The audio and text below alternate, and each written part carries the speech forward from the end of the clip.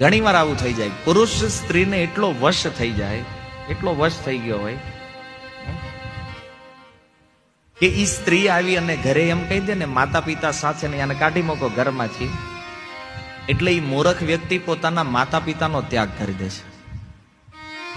શું કામ? આની આ વિચાર કરવા યોગ્ય પોઈન્ટ છે આમાં કે 20 વર્ષ સુધી કે 25 વર્ષ સુધી જે માતા પિતાએ આપણી બધી ડિમાન્ડ પૂરી કરી, આપણને રાખ્યા, સાચવ્યા, મોટા કર્યા, બધું કર્યું, અને 2 કે 5 વર્ષ થયા હોય કોઈ નવી સ્ત્રી જેને આપણે ઓળખતા નહોતા, પહેલા આ પૃથ્વી ઉપર તો એ હતી પણ જેની હારે આપણી કોઈ ઓળખ નહોતી, કોઈ સંબંધ નહોતો, વિવાહ થયા ત્યારે એ સ્ત્રી એટલી મહત્વપૂર્ણ થઈ ગઈ કે એના માટે થઈને 20-25 વર્ષના માતા પિતાના સંબંધને આપણે તોડતા અચકાતા નથી.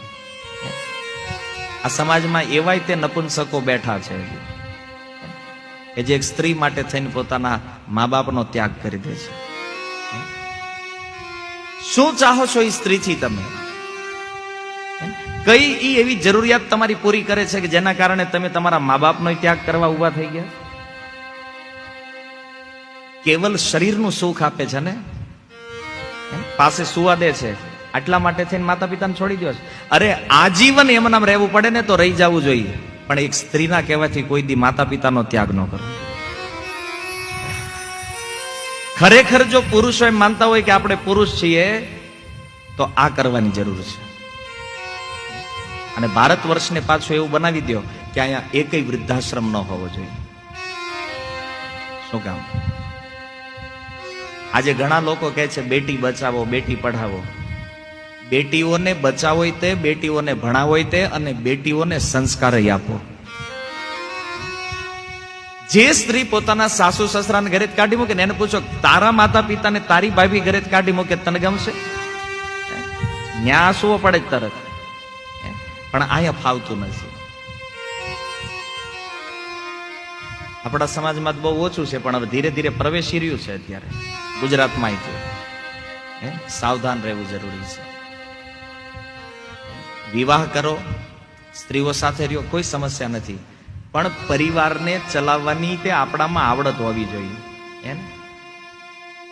પેલા વાંદરાની જેમ મદારી નચાવે અને વાંદરું નાચે, એમ સ્ત્રીઓના હાથની કઠપૂતળી બનવા કરતા કુવામાં પડીને મરી જવું વધારે બેટર છે.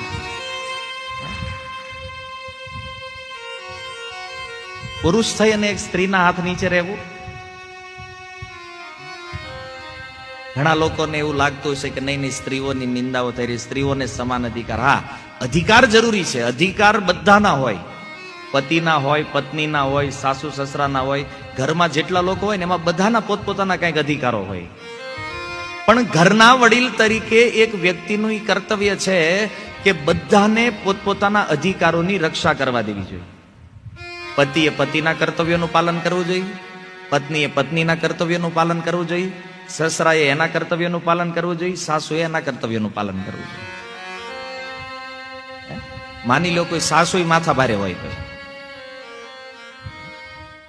હરેક જગ્યાએ એવું ન હોય કે વહુનો જ દોષ હોય. ક્યાંક સાસુ એવી માથાની ભટકાણી હોય. હવે ઈ ઘરમાં સાસુ હોય ને ઈ ઘરની તો દશા તમે જુઓ ને, સસરાનું કાંઈ ન હાલે, પતિનું કાંઈ ન હાલે, ઈ ડોશી જેમ કે એમ જ બધું કરવાનું. આ ઘરની પથારી. જે ઘરમાં સ્ત્રીઓનું હાલતું હોય ને એ ઘરમાં કોઈ દી સુખ કે શાંતિ ન હોય, ક્યારે. અસંભવ વસ્તુ છે. અને ઈ ઘરના જે પુરુષો હોય ને એમાં કઈ લેવાનું ન હોય, એને હાવ નમાલા હોય, બીકણ. કારણ કે સ્ત્રીથી ડરી ગયો હોય, બીજું દેશની હું રક્ષા કરવાનું.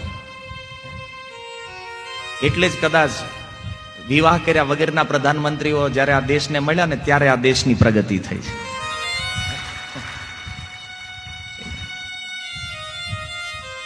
કારણ કે બાયુ કઈ હુજવા જ નથી દેતી. મહાન માણસો ક્યારેય ગૃહસ્થીમાં નથી થયા, જોજો તમે વધારે. એકલો હોય ને એને જ ખબર હોય ક્યાં પગવું, શું કરવું. કારણ કે વાહે ખેંચવા વાળું કોઈ ન હોય. અને ઓલા તો 11 વાગે ફોન આવે. અહીંયા હોય ને આશ્રમમાં તોય પૂછે ક્યાં? આઈના છું ભાઈ હરિદ્વારમાં, અહીંયા ક્યાં જાવું?